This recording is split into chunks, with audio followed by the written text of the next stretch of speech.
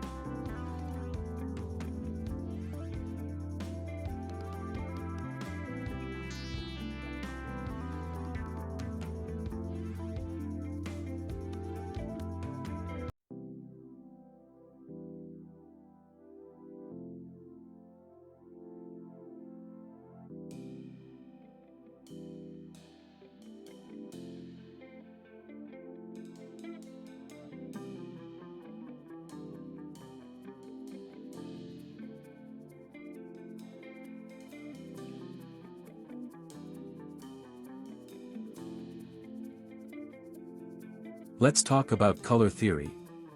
They teach you in school that red and green make brown. I say, let them fight. We want vibrancy. We want the kind of colors that make your eyes feel like they're eating candy. When you look at this, I want you to feel a little bit energized and a little bit confused. That's the sweet spot of abstract art. Now, we're at the details phase.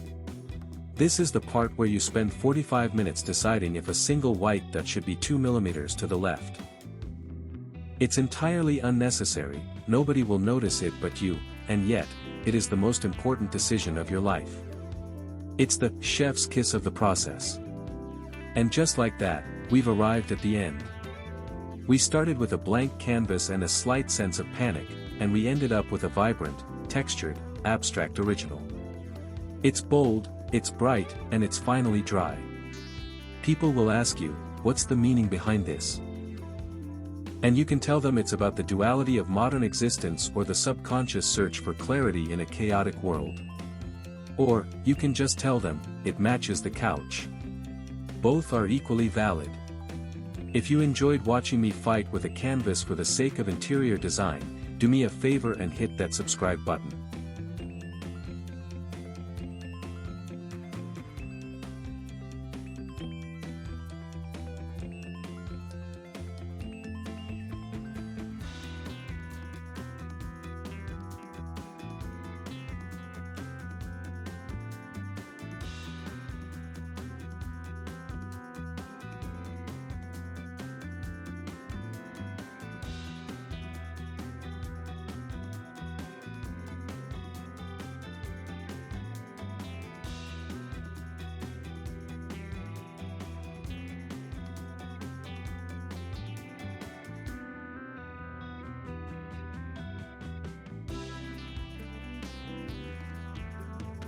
It helps the algorithm know that I'm a professional, even if I have paint in my eyebrows.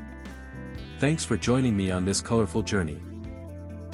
I'll see you in the next one, hopefully with less paint on my clothes.